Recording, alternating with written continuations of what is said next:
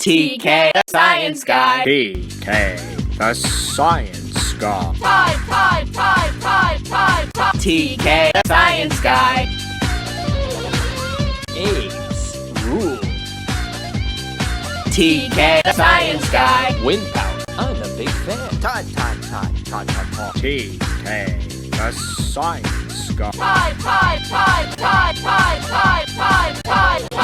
TK the Science Guy. Hey CW Apes, Mr. Kennedy here with my buddy, Forky. Say hi to the people, Forky. Hello. Forky and I noticed earlier today that there's something fishy going on in our classroom. And that something fishy is the lab that we're gonna do next. So you need to go to Mr. Kennedy's class webpage, find the Something's Fishy lab activity, and follow along as Forky and I do this activity with you. Remember, we're not going to give you all of the results. We're not going to explain everything that happens. That's your job. What we're here to do is to set things up and lay the data out for you. You're going to count the data as you see it. You're going to use what you see with your eyes, what you hear with your ears, and you're going to use that to complete your lab report.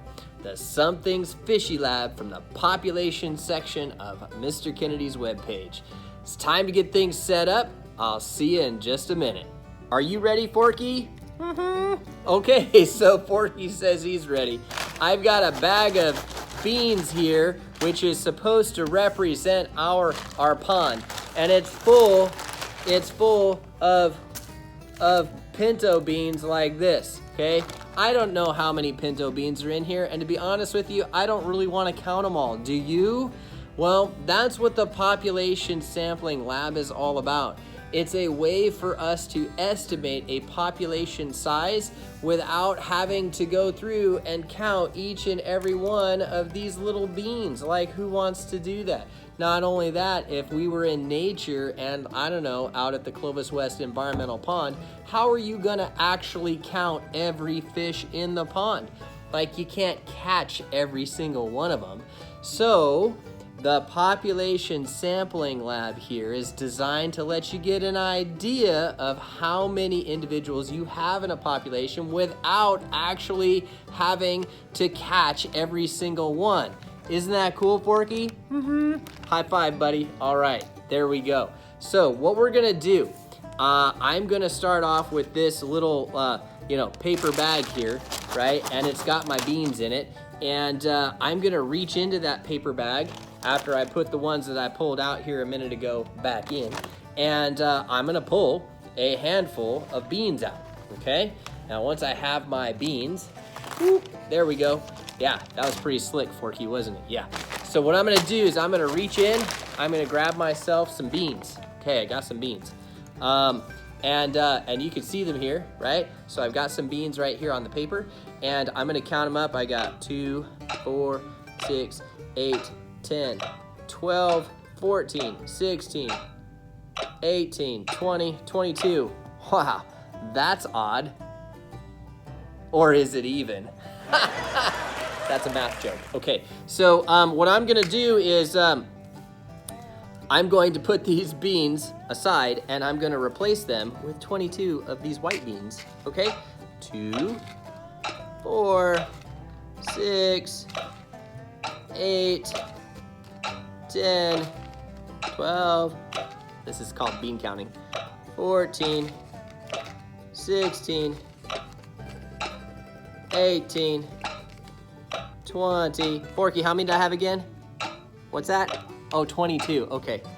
22. Is that 22? Are you sure? Yeah, are you sure? Okay, all right, thanks, Forky. Now, we're gonna take these beans, throw them into this bag, and we're gonna start like the data collection process. So get your data tables ready. As I pull these beans out, you're gonna record your data in your data table right there. Yeah, that's your data table. Okay, and in your data table, the white beans that I put in this bag, well, they're gonna represent fish that we've tagged and that we've pulled from the pond. And so the whole idea in this is what we call mark and recapture. So I've taken 22 beans out and I've replaced them with 22 beans that are white. So those are like our marked fish. And as I pull random handfuls out, you have to keep track of how many fish I've caught and how many of them are like the white beans or the marked ones, right? And that's what's gonna go in your data table, okay? So everybody ready? Get your pencils and papers ready, get your data table ready. Here we go. All right, Forky, I've got all the marked fish back in the bag. We're gonna shake them up, we're gonna start pulling data out. All right, let's turn this piece of paper over so we can see it. Ladies and gentlemen, we have to do this 10 times. 10 times, okay? So everybody ready? Here we go. Yay. All right, now I'm gonna move the camera in so that you can see each time I've caught fish, how many I've caught and how many were white. That's what's gotta go on your data table. The white beans, those are our marked fish, right? And all the beans together, right? That's, well, all the fish. So you gotta keep track of how many fish were caught and how many of them were tagged. And remember, we gotta do this 10 times. So I'm gonna try to be quick. All right, everybody, this is grab number 1. Remember, you're keeping track of total fish or beans that were caught and the ones that are recaptured, right? In this case, remember, those are the white ones, okay? You can always pause the video if you need to, if it's going by too fast. This is grab number 2. Remember, add up total fish caught and total recaptured.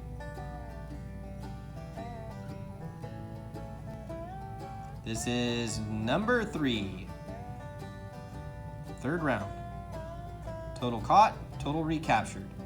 Or total of all the beans versus just the white beans. Here we are at number 4.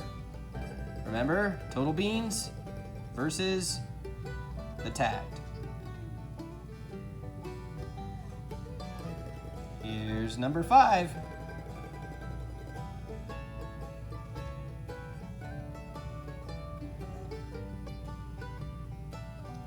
And number 6.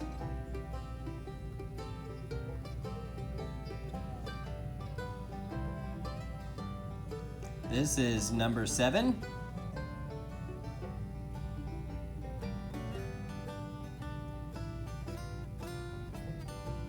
This is number 8. Almost done.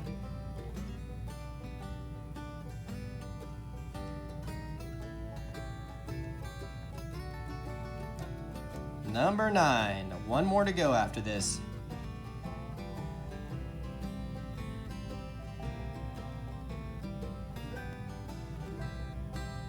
And last but not least, 10th round. Remember, you're adding up all of the beans or all the fish caught, and then the ones that are recaptured, right? The tagged ones, which are the white ones.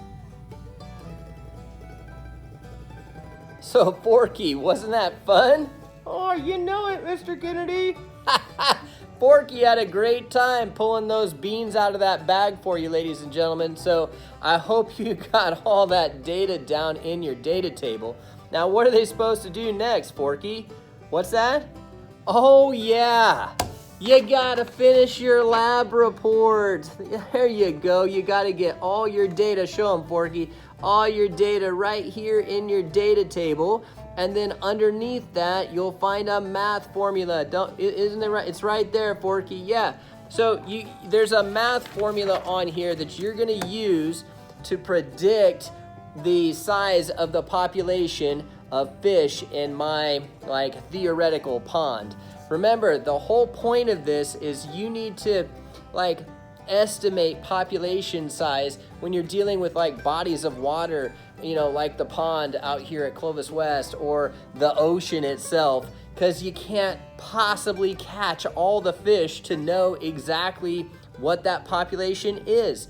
So we do these mark and recapture type experiments all the time so that we can get an idea of how many fish are out there, to estimate the population. Maybe that helps us set fishing limits, right, for commercial fishermen, and protect the biodiversity of the area. Maybe it just helps keep numbers up.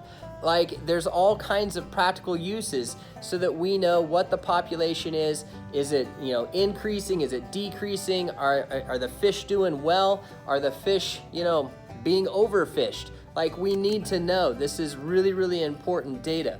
So once you've predicted how many fish you think are in the population, it does ask you, in the handout, how close were you?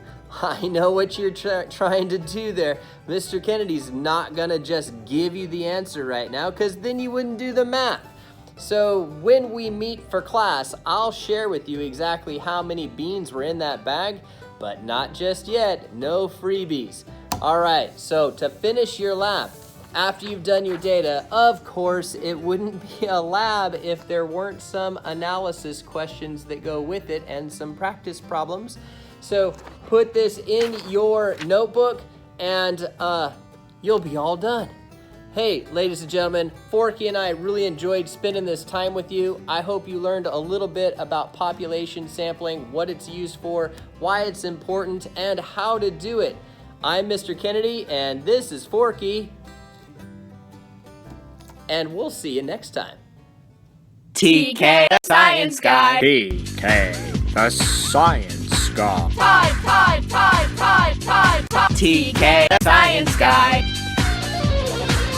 APES rule. TK the Science Guy. Wind power. I'm a big fan. TK the Science Guy. TK the Science Guy.